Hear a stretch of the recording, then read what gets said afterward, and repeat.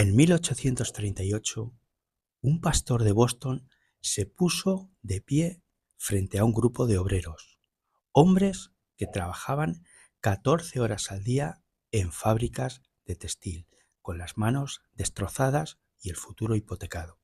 Y allí, en medio del ruido de las máquinas, les dijo algo que sonaba absurdo, casi insultante para su tiempo. Les dijo: existen leyes tan reales como la gravedad, que gobiernan tu carácter, tu fortuna y tu felicidad. Y la razón por qué sufres no es el sistema en que vives, es que nunca te enseñaron a leerlas. Este hombre se llamaba William Ellery Channing y no era un ocultista ni un alquimista. Era, en apariencia, lo más respetable que podía existir en la sociedad entonces.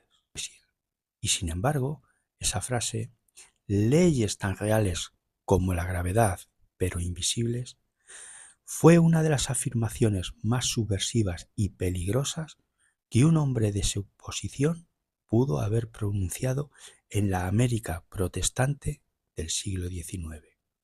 Y hoy quiero mostrarte por qué esta idea es el eslabón perdido entre la filosofía antigua y tu cuenta bancaria actual. Y por qué casi 200 años después seguimos sin estudiar esas leyes con la seriedad que merecen. Quédate, porque lo que vas a escuchar hoy desmonta la mayor excusa que usamos para justificar nuestra propia mediocridad.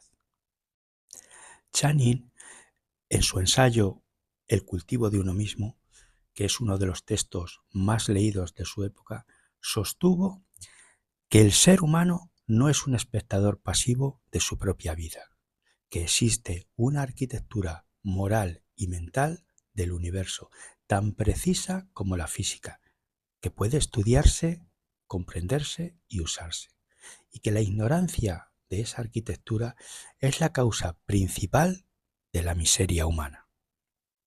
Hoy nos parece obvio, pero en 1838 era una absoluta herejía, porque Channing estaba diciendo que la pobreza, la desgracia y el estancamiento no eran castigos divinos, eran en gran medida el resultado de no saber leer las instrucciones del universo. Y eso para muchos era inaceptable, porque les arrebataba su excusa favorita, que era sentirse víctimas. Para explicar esto, Channing usó una analogía que debería perseguirte cada vez que te quejes de la suerte. Isaac Newton había descubierto que una fuerza invisible, la gravedad, ordenaba el movimiento de los planetas y mantenía nuestros pies en la Tierra, sin que nadie pudiera verla ni tocarla. Channing dijo de la misma manera: existen fuerzas igual de invisibles ordenando el destino de los hombres, leyes de causa y efecto en el plano del carácter, del pensamiento, de la atención y de la voluntad. Y ahora pregúntate, ¿cuántas leyes de tu propio carácter, de tu propia mente, de tu propia fortuna conoces con esa misma precisión? ¿Sabes cómo funciona la ley de la atención, la ley de la asunción o la ley del vínculo? Ese contraste, exactamente ese, es el que Channing quería que las personas comprendieran.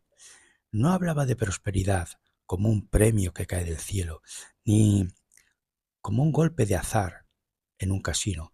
Hablaba de ella como el resultado natural, matemático e inevitable de conocer y aplicar ciertas leyes. Y aquí es donde la historia se pone fascinante.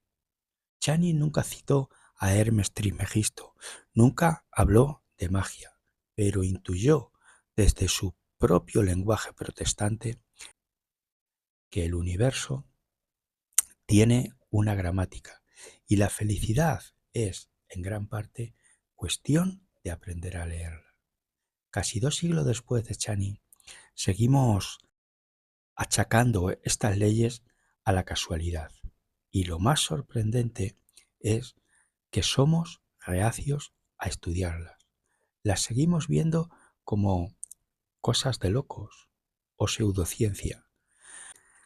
Pasamos años de nuestra vida estudiando matemáticas, historia o geografía, que quizá no usaremos nunca, pero nadie nos enseña a leer las leyes que gobiernan nuestra propia realidad. Seguimos tratando la prosperidad, el amor y la paz mental como si fueran cuestiones de temperamento, de genética o de suerte. Cuando tradiciones separadas por siglos, por océanos y por religiones coinciden en algo asombroso, que esas leyes existen, son estudiables y el que las ignora no queda exento de ellas, simplemente las sufre sin saber por qué. Esa es quizá la definición más precisa de lo que hoy llamaríamos ignorancia esotérica, no la falta de fe, sino la falta de estudio de lo que permanece invisible a simple vista. Es elegir vivir a oscuras en una casa llena de ventanas. No sabemos con certeza si esas leyes tienen el origen divino que Channing les atribuía, o si son simplemente estructuras profundas de la psicología y la naturaleza que distintas culturas han descrito con distintos nombres. Lo que sí parece sostenerse siglo tras siglo es que quien se toma el trabajo de estudiarlas vive de forma distinta a quien no lo hace. Deja de reaccionar y empieza a crear. Deja de ser empujado por las circunstancias y empieza a navegarlas. Y la pregunta que Channing dejó flotando en el aire y que hoy toca responder a ti es muy simple. ¿Cuántas de esas leyes estás dispuesto a estudiar y cuántas vas a seguir ignorando? Ahora que eres consciente de que son necesarias para tu vida, que no son magia, sino la gramática oculta de la realidad, ya no tienes la excusa de la ignorancia. Si estás listo para dejar de vivir a oscuras y empezar a leer las instrucciones, te he dejado el mapa completo de estas leyes en el enlace de la descripción. No es para quien busca un atajo a la felicidad, el amor, la prosperidad o la abundancia.